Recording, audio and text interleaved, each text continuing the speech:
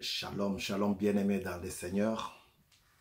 Nous rendons gloire à Dieu parce qu'il nous donne encore cette grâce de venir vers vous, vers toi, parce qu'il s'agit de toi, afin que tu écoutes sa parole. Dieu est bon.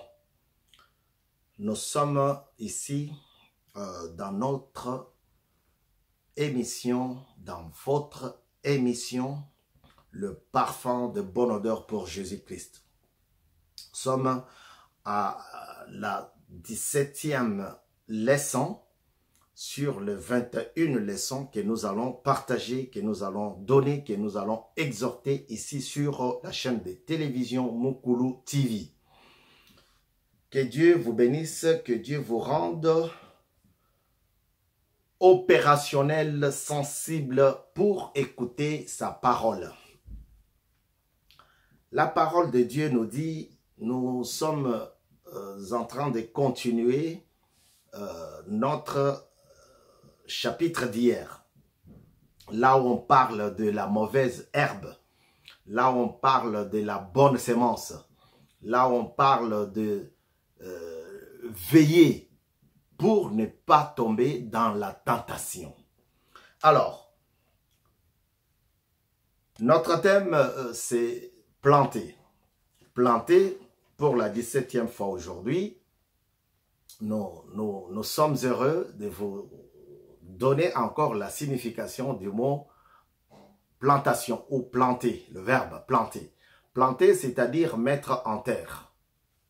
Mettre en terre, on peut mettre une graine, on peut mettre une plante dans la terre. On peut planter beaucoup de choses. Mais ici, on est en train de planter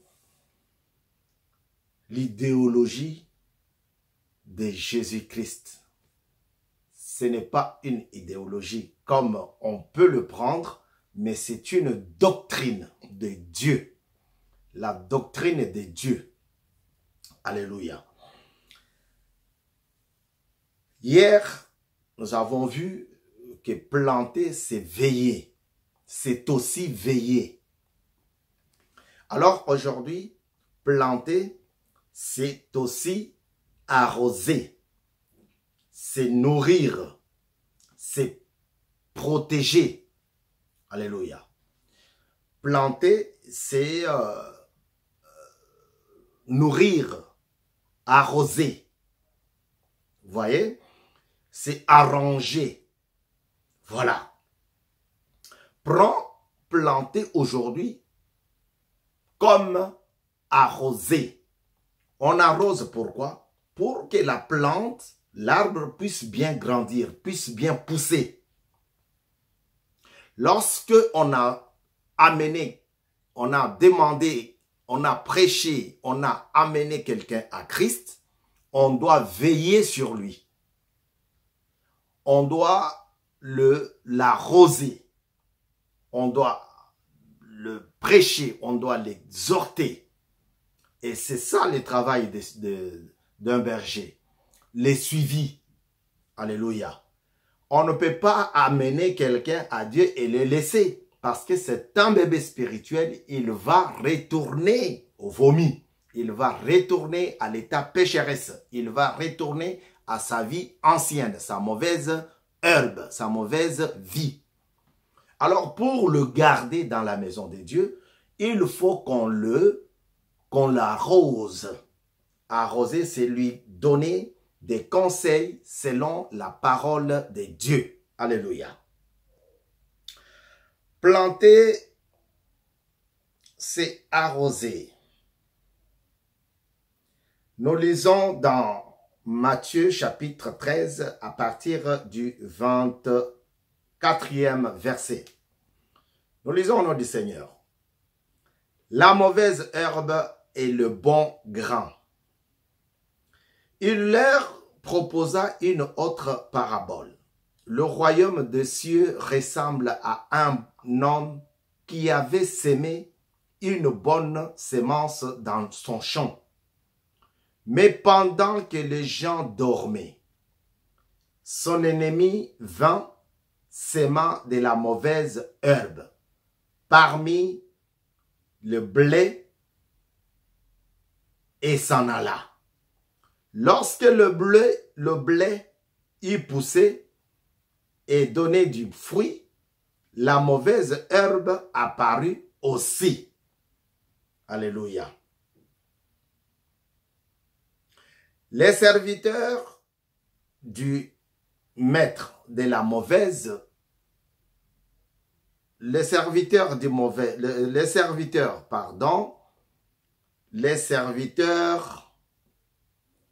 maître de la maison vinrent lui dire, « Seigneur, n'as-tu pas sémé une bonne sémence dans ton champ? » Alléluia. Comment se fait-il donc qu'il y ait de la mauvaise herbe? Alléluia. Ici, Jésus-Christ est en train d'utiliser une autre parabole. C'est une parabole que nous avons commencé hier. Hier 4. Le 4 octobre 2019. Aujourd'hui, nous sommes le 5 octobre 2019. Alors, 17e enseignement, 17e leçon pour la gloire du Seigneur. Ici, Jésus-Christ est en train d'utiliser une parabole pour bien expliquer la prédication à la foule, aux foules qui étaient au bord du lac. Et là-bas, il va dire, un semeur sortit pour s'aimer. Et ici, ça c'était hier, aujourd'hui on nous dit, il leur proposa une autre parabole. Le royaume des cieux ressemble à un homme qui avait sémé une bonne sémence dans son champ. Mais pendant que cet homme avait sémé la bonne sémence, la bonne parole que tu vas communiquer, que tu vas donner, que tu vas annoncer à quelqu'un, la parole de Dieu, il y a aussi quelqu'un qui est venu. Il a aussi mis une autre mauvaise parole. Et ici, il faut arroser. Arroser, c'est donner souvent des conseils, souvent exhorter, souvent voir. C'est un travail de suivi. Si tu as la maison, si tu as dans ta maison, tu dois arranger. Tu dois mettre chaque chose à sa place. On ne peut pas trouver une casserole sur la table, par exemple, quand il ne faut pas manger. Pendant l'heure de manger, oui, mais à un moment donné, une casserole sur la table, ça ne marchera pas. Un drap sur la table, ça ne marchera pas. Un gobelet dans les toilettes, ça ne marchera pas. C'est pareil avec la parole de Dieu. Lorsque tu annonces la parole de Dieu à quelqu'un, tâche de l'arroser, d'arranger, afin que quelqu'un de mauvaise volonté ne puisse pas venir et mettre une mauvaise idée. Alléluia.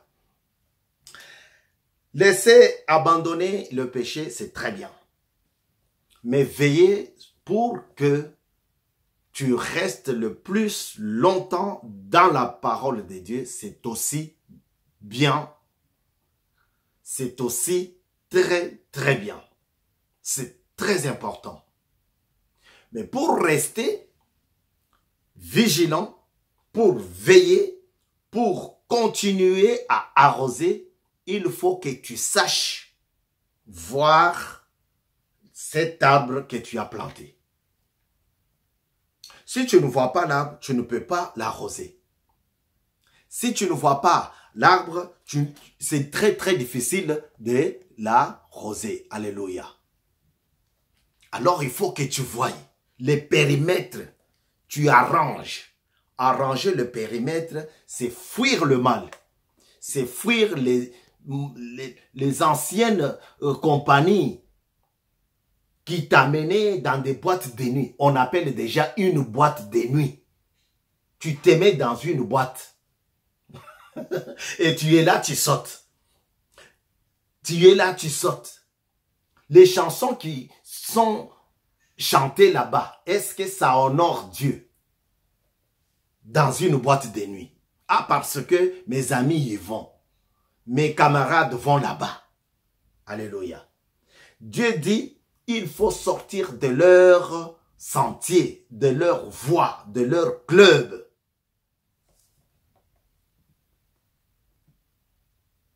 Mais pendant que les gens dormaient, son ennemi vint. Ce n'est pas vint de... Non, c'est le verbe venir, le passé simple. Son ennemi vint et sema de la mauvaise herbe. Alors, lorsque on a commencé la moisson, il y a des gens qui sont venus le voir. Chef, patron, berger, pasteur, n'as-tu pas annoncé la mauvaise, la bonne parole à ces messieurs-là? Mais regarde ce qu'il est en train de faire. Ça ne correspond pas, ça ne colle pas avec la parole de Dieu annoncée. Ici, on vient de l'annoncer. On vient le réveiller. On vient ici pour lui demander, est-ce que tu te rends compte qu'il y a une mauvaise herbe dans le champ que tu avais planté? De bonnes herbes, de bonnes semences. Est-ce que tu te rends compte? Ça, c'est le travail du Saint-Esprit. Tu peux annoncer Christ à quelqu'un. Tu peux bien prêcher. Et les gens viennent à Dieu. Alléluia. Maintenant, le Saint-Esprit commence à travailler. La parole de Dieu dit, il faut que je parte. Il serait mieux que je m'en aille. Mais Dieu, je ne veux pas rester tranquille, je vais prier à mon Père pour qu'il vous envoie le consolateur. Vous n'allez pas rester triste. Parce qu'il y a des gens, ah oui, comme je l'ai annoncé la parole de Dieu, je dois rester veillé parce que Pasteur Kassongo... Non, non, non, non, non, je n'ai pas dit ça. Laisse la sœur tranquille. Tu l'as déjà annoncé, la parole de Dieu. Tu ne vas pas dormir avec elle dans la même chambre. Parce que tu veilles à ce qu'elle ne retourne pas dans des boîtes de nuit. Non. Laisse-la et commence à prier Dieu. Dieu seul va envoyer le Saint-Esprit.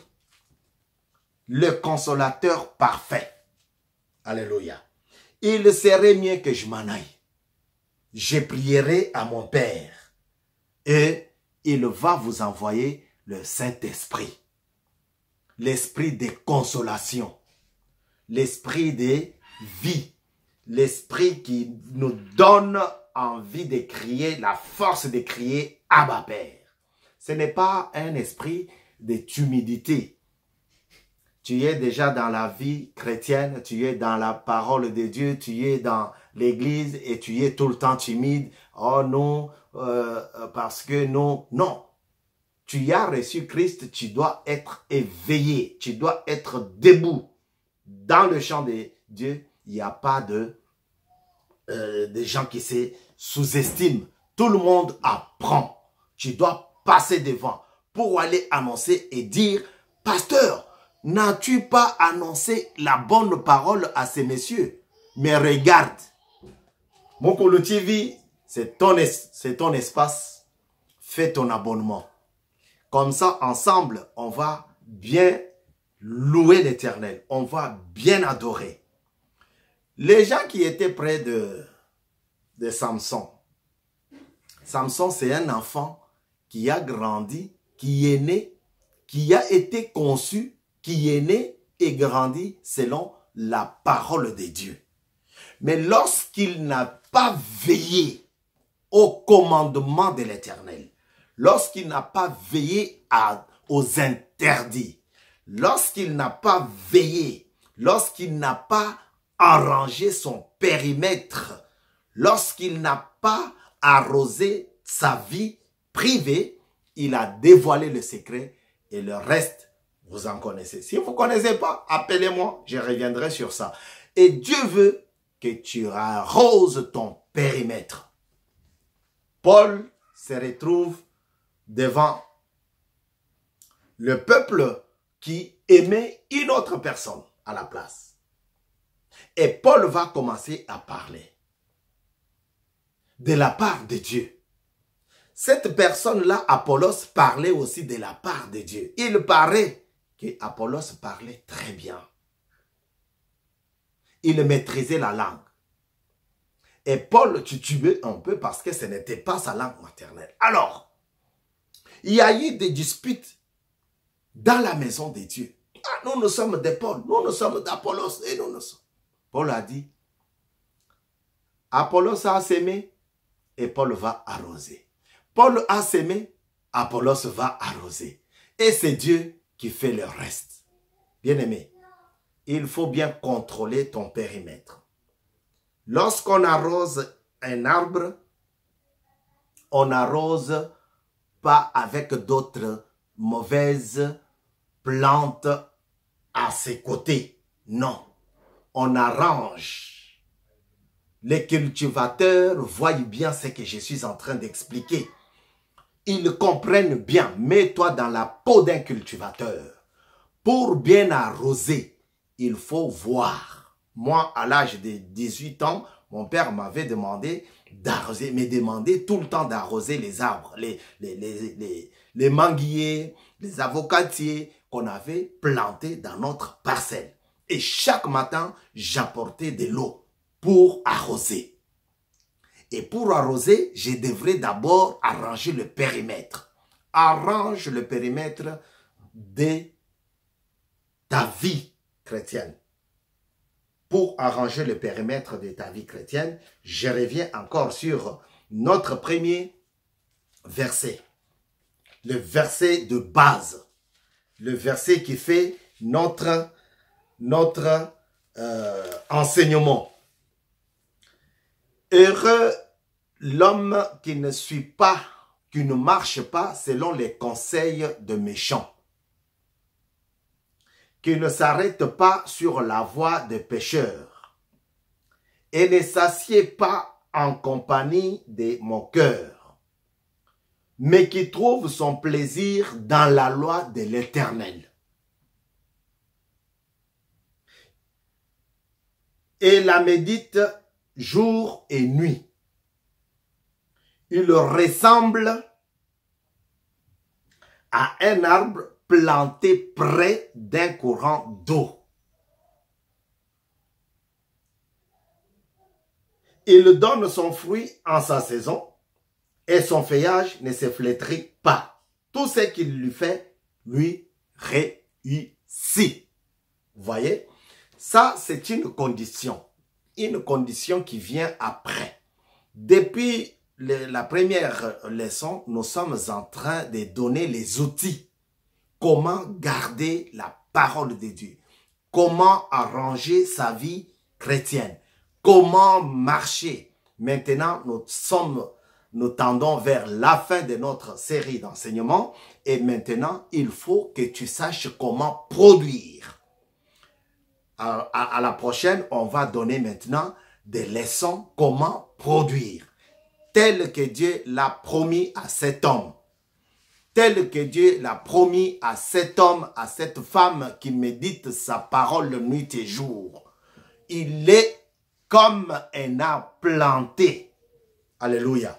Ces messieurs avaient planté. Mais il y a aussi l'ennemi qui vient aussi planter. Alors que tu es dans la distraction, alors que tu es en train de dormir, alors que tu es absent ou absente de la parole de Dieu. Tu vois? Mais Dieu veut que tu sois comme cet arbre pour produire. Même le feuillage ne se flétrit pas. Pourquoi? Parce que son périmètre est bien arrangé.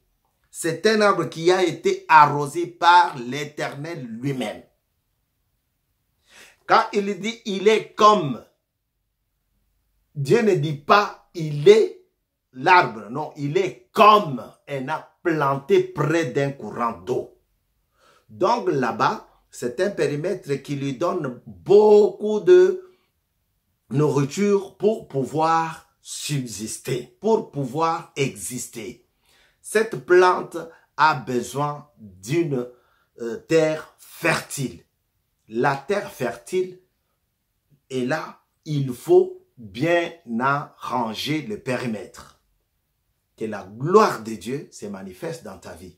Mukulu TV, c'est ton espace. Si tu veux nous recevoir, il faut que tu fasses ton abonnement. Fais ton abonnement sur Mukulu TV, tu nous recevras.